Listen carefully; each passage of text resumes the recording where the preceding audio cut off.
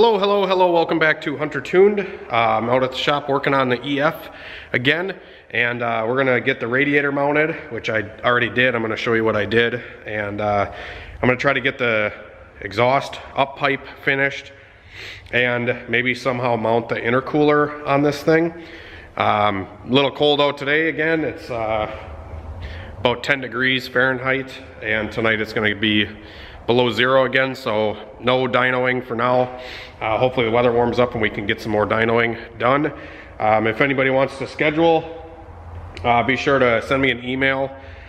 I've been getting back to people on email and sending them my phone number so they can call me to set up dyno tuning appointments. I've had a couple people reach out already to get some stuff scheduled for the warmer weather coming up. So Hondas and LS stuff is mainly what I dyno tune. I've been starting to get into more like the newer HP tuner stuff, like Challengers and Hellcats and stuff like that. So pretty much anything HP tuner based I can still do for people. And then obviously anything Honda. And I'm starting to get into Fuel Tech now, and Holly as well, obviously, and Megasquirt. Those are the platforms I'm mainly working with right now. But let's get to it.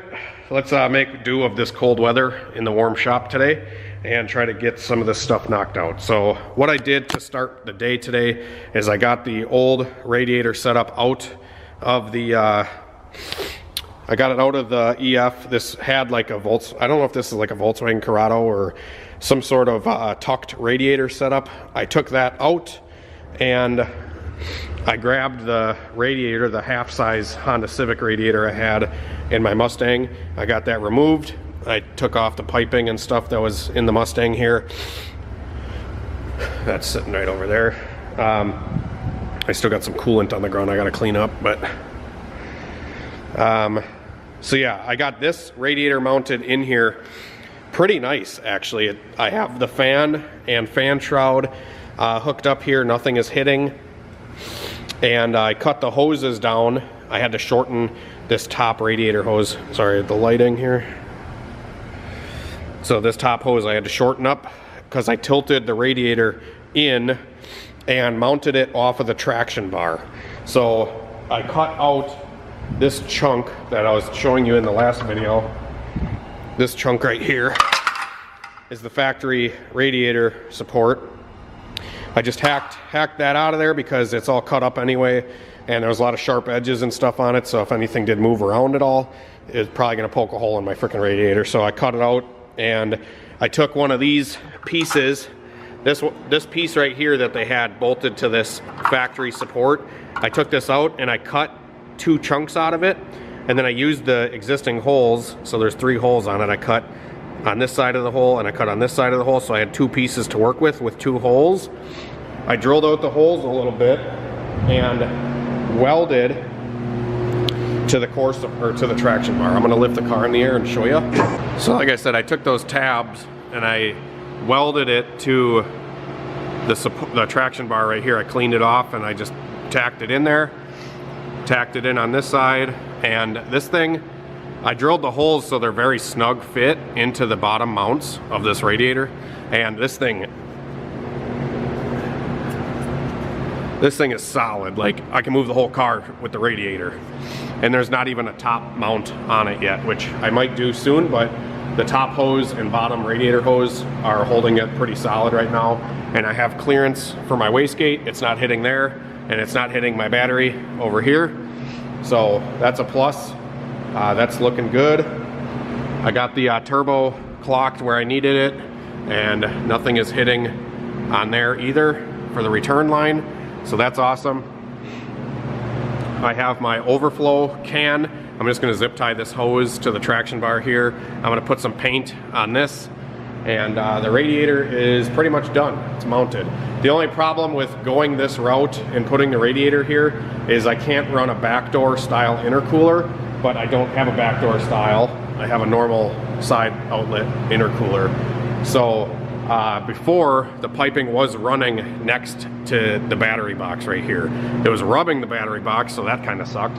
But going out this side, there is a hole right here that I can send the intercooler piping up through. So that's what I'm going to do.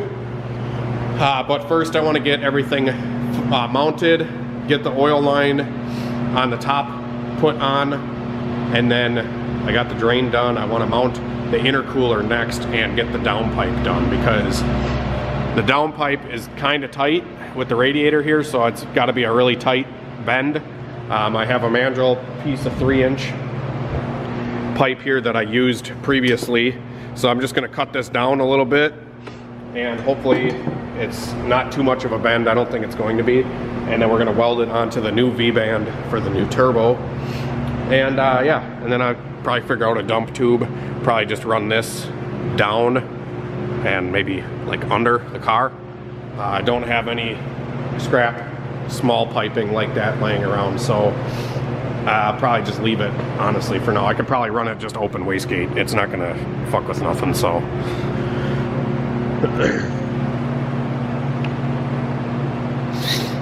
Yeah, other than that, I'm gonna try to figure out where I wanna put this intercooler, try to hold it up there. I'll probably put the car down, back down on the ground, and then set the intercooler on a set of jack stands, and then position it where I want, and then build brackets to hold it.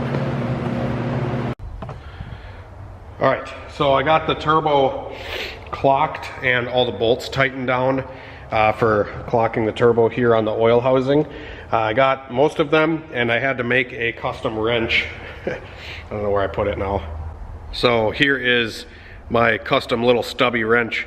I had a couple extra 13 mil wrenches, and to get at some of these bolts, like the one way on the bottom and the one way back here, you can see that the wrench, a normal size wrench, is too long, so it would have hit the engine or hit the header. So I got it tightened down with these, and then the one way down under here next to the return line flange was tricky. That just took me like 10 minutes to get that bolt tightened, but got them all tightened down now. And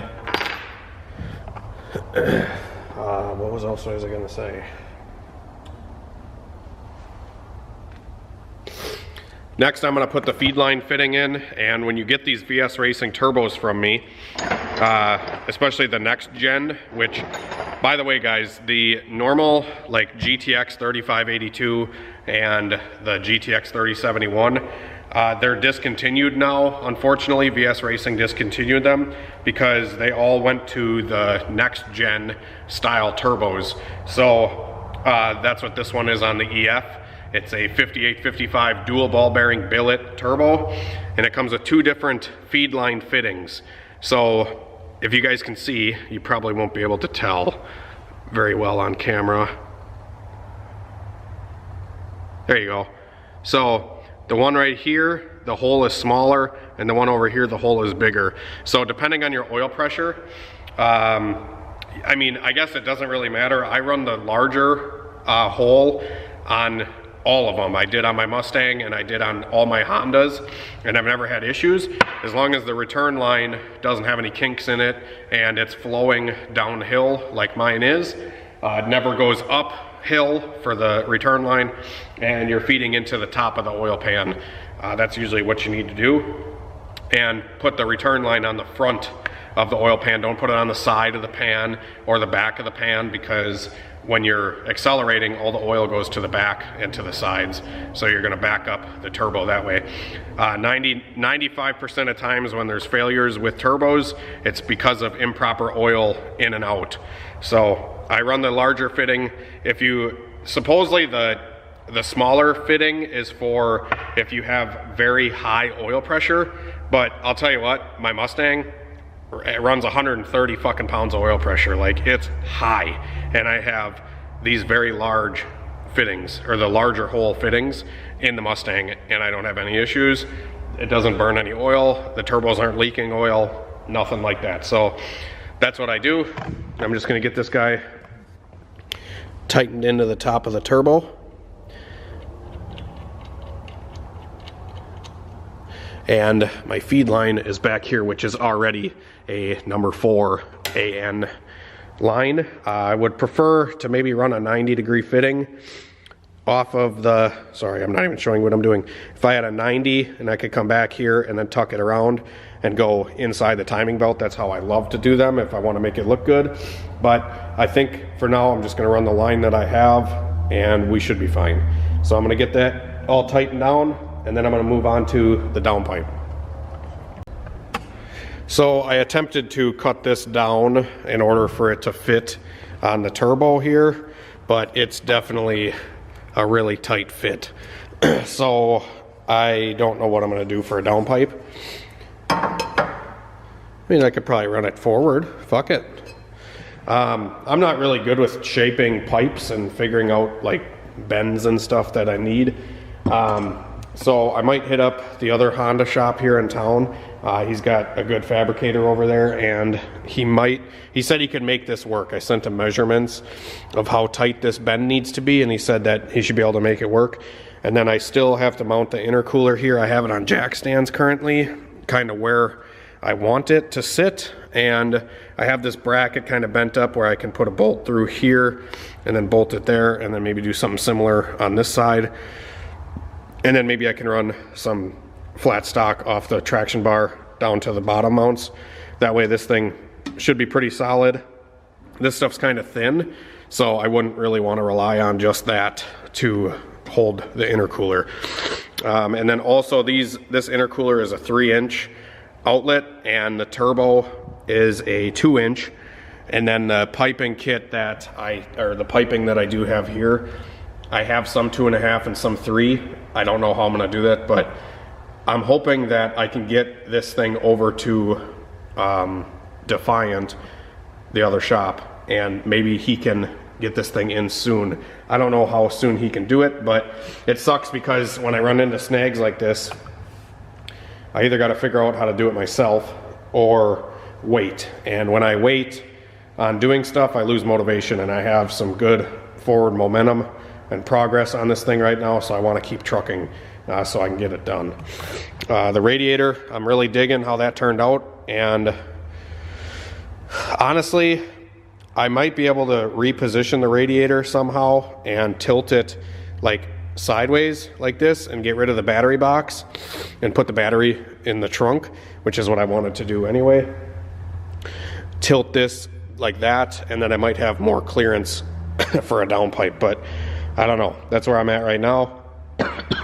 Another thing with the intercooler is I was going to have him weld a 90 right onto the intercooler on this side and just have an aluminum 90 right there. So it would be a tight radius 90 going into the engine bay, and then shoot the piping off the turbo straight down, and then 90 it right into there. And then this side I can build with random piping and couplers and shit. Sorry, I was just coughing. And eyes watering from coughing. I'm still fucking a little under the weather. They say this COVID thing lasts like 8 weeks or some shit, like where you still have coughs and sniffles and shit like that, and I've definitely been still a little bit bleh, but I am getting excited to get some of this shit done.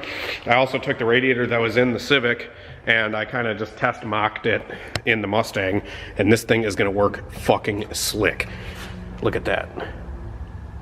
It fits in between there like a glove, and I can mount it right into the factory radiator support if I just drill some holes down there. And then I have these little tab brackets that I'll just bolt to, you know, somewhere over here, bolt that in.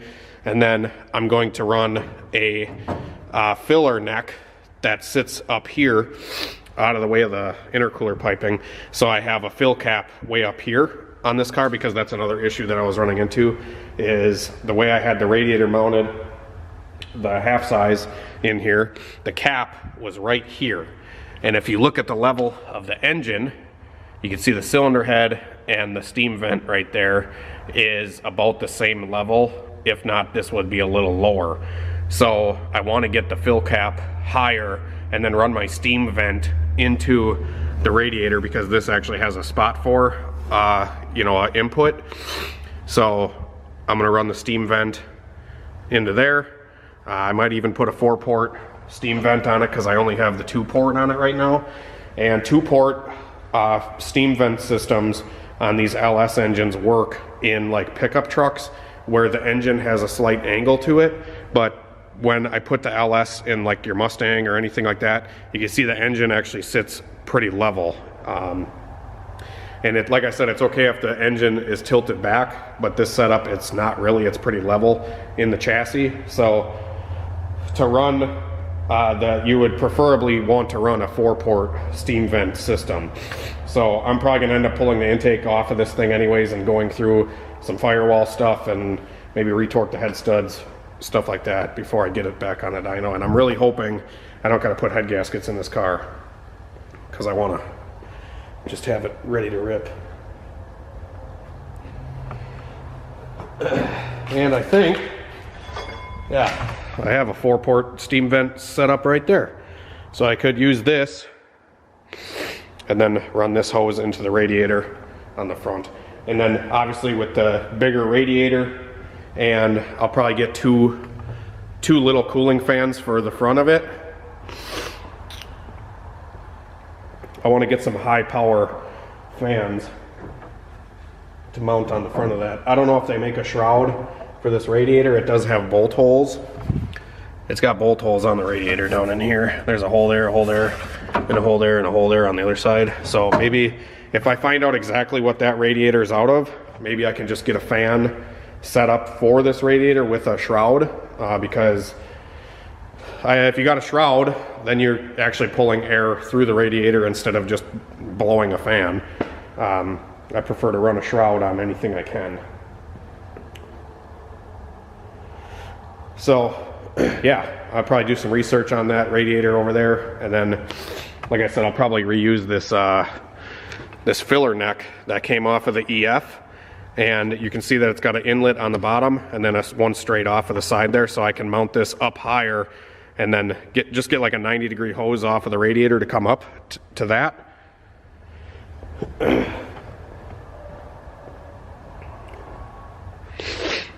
So yeah, and then I will probably actually take out like the headlights and the bumper and stuff, take all that off of the car so I can figure out a way to cut a duct into here. I probably can, and I'll just have to like cut the headlight a little bit, which I'm not really worried about it.